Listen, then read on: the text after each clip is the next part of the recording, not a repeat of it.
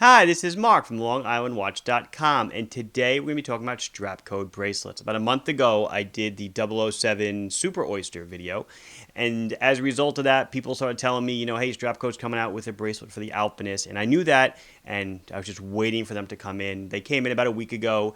I got a Super Oyster and an Angus Jubilee version. So what I'd like to do today is show you the Alpinist itself, because I don't think I've ever really done an up-close and personal with the Seiko Alpinist, otherwise known as the SARB017. I'm going to put both the Jubilee and the Oyster on it so you can check them out. It's really an excellent upgrade to a watch that probably the biggest complaint out there is the strap. Anyway, for my own wrist check, as I just showed you, I am wearing a 007 on the Super Oyster. And then here's kind of a new one, and don't freak out. It's a Mako USA 2 in white as a thank you for doing the wind-up show in Manhattan. Orient actually gave me one, so I'm really psyched. I love the watch. No, we don't sell them, but I love it. It really is. It's a nice watch. If you like one, you should pick one up. Anyway, let's get over to the table and check out the Strapcode bracelet on the Alpinist. So in front of you here, I have a couple of things. Obviously, in the middle, I have the Seiko SARB017 Alpinist, the SARB017. To the left of it, I have a Super Oyster from Strapcode, and to the right, I have an Angus Jubilee from Strapcode as well. So since I've never really done an in-depth twisty-turny with the Alpinist, I'm going to start with that. I mean, I won't go as detailed as I normally go, but I'll go into the operation of the watch and the looks and the size. And then we'll do the bracelets by themselves, and then we'll put them on and we'll check out what they look like. It's just easier to show you the quality of the bracelet while it's off the watch. So let's start with the Alpinist. So this is the Seiko Alpinist, model number SARB017. It is what is considered a JDM model, Japanese domestic market, a Japan domestic model. Whatever you think it means, it is a model that is produced in Japan and meant for consumption in Japan. So to see them in the U.S. from a USA retailer like ourselves is not entirely common. Many of the sellers that are in Japan, though, actually will export them to the U.S. to the consumer. We're just able to source them ourselves. So let's go over the watch a little bit. Now, the watch is a little bit of a culty watch. It's extremely popular in watch circles, if you will. And to be quite honest with you, I mean, I know why. I just don't fully get it. It's really not one of my favorite watches. Truly, I'm being brutally honest. We sell them day in and day out, but I mean, maybe it just doesn't strike a chord with me. The green is cool, and it's a small case, and that might be what owes to its popularity. But hey, to each his own or her own, and don't let me stop you from buying a watch that you enjoy. Obviously, somebody thinks it's cool because it is one of their top sellers. So anyway, this is powered by the Seiko 6R15 movement, which boasts a Spron mainspring with a 50-hour power reserve. It's one of Seiko's better movements. It's used in a lot of their Pro Specs line. The SARB033, the SARB035 have it. Just a good all-around movement, considered a higher echelon than the 4R36. It's a 23 joule self-winding automatic movement. This has a screw-down crown for 200-meter water resistance. I just want to show you that the movement hand winds and hacks when you pull the crown to set the time. The second hand stops. We'll get into the secondary crown in a second. So it is a polished and brushed stainless steel case, and the sizes of it is 38 millimeters in diameter, 12 millimeters thick, so it's a nice thickness. It's not thick at all. Almost doubles as a dress watch. It's 46 from tip to tip. So again, it is a smaller watch, perfect for medium-sized wrists. I'm sure people with large wrists wear it as well, but it's perfect for medium-sized wrists. It's a screw-in case back.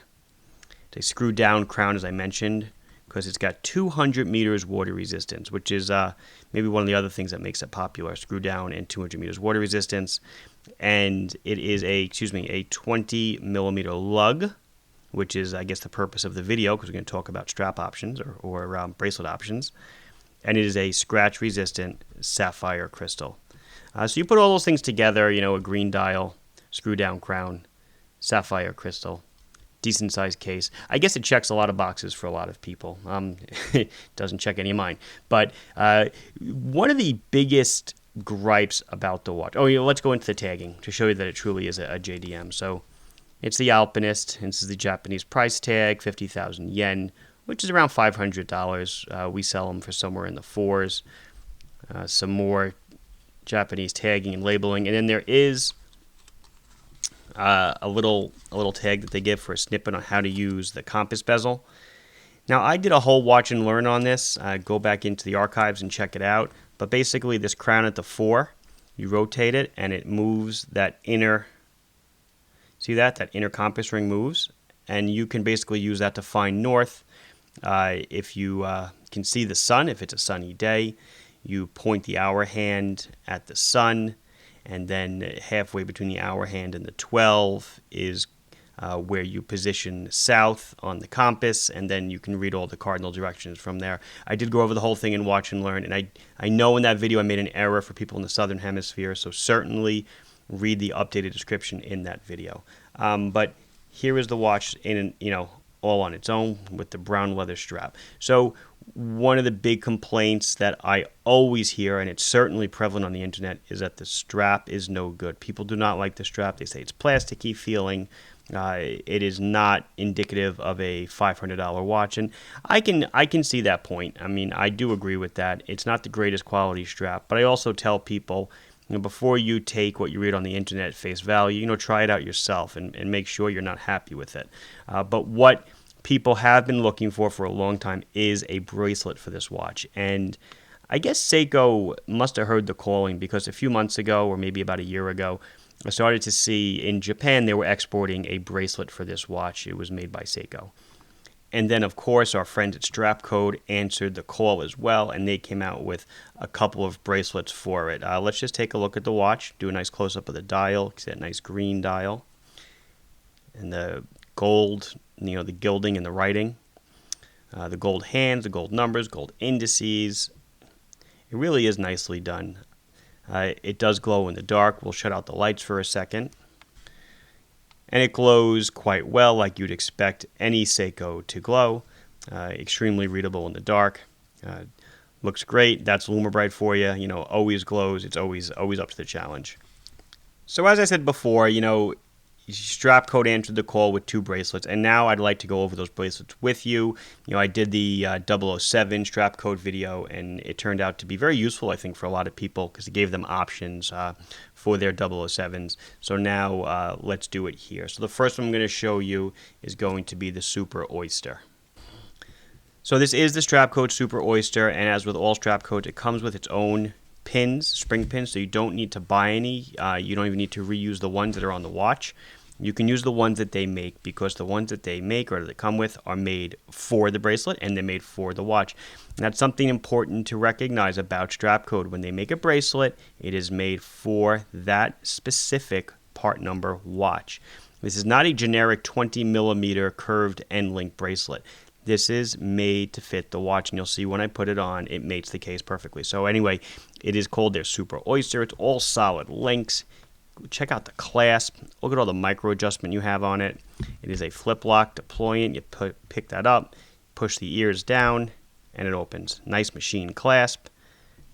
Not cheap at all. Extremely, extremely well done, well thought out. Really nice. Check that out. Look at the underside. Even the finishing on the underside is great. So this, again, is the Super Oyster. And this one comes in right around $100, $105 or so. So that's what that gets you. And then if you want to dress it up, they make the Angus Jubilee.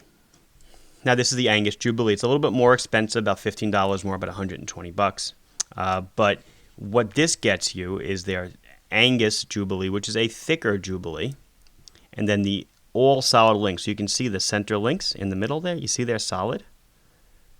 And it's just a really, really solid, well-built bracelet with a killer clasp again.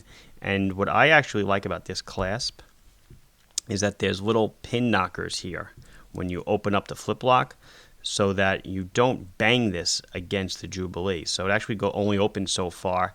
Double push button, you pull it back, and it opens right up. So it's really nice how they do that. It kind of protects the bracelet, makes it look new for a long time. Again, it's got the curved end links, comes with its own spring pins. Just look at the detailing. Something I didn't mention on the Super Oyster, which is present on all of their bracelets. If you look at are they pins and collars? Are they pins? No, they're screwed links. And they're really cool screws because they really don't loosen the way they're designed. And you'll see what I mean when you get one and you go to size it. But it's almost like a two-part screw link.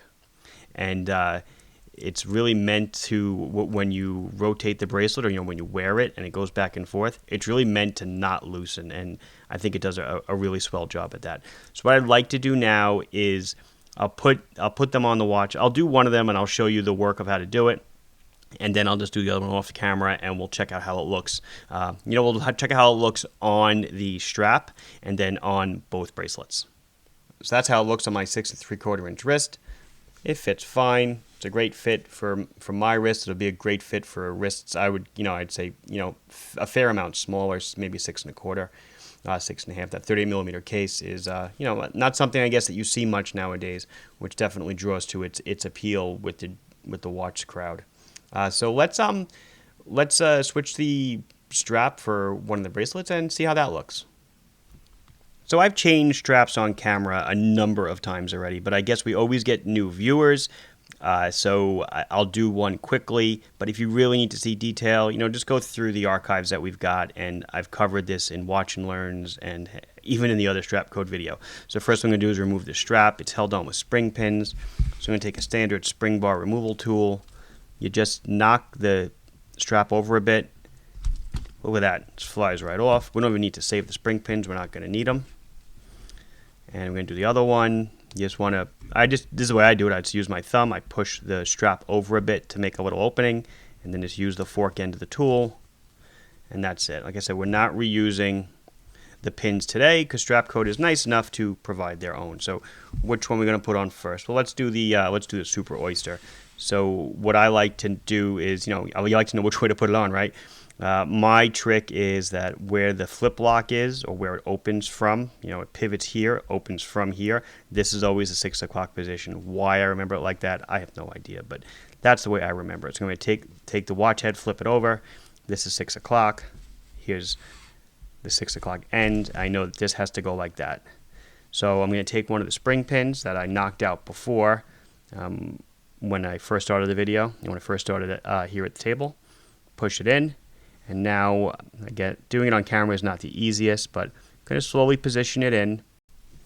So zoom in a bit, and this end, you can see, is past the lug.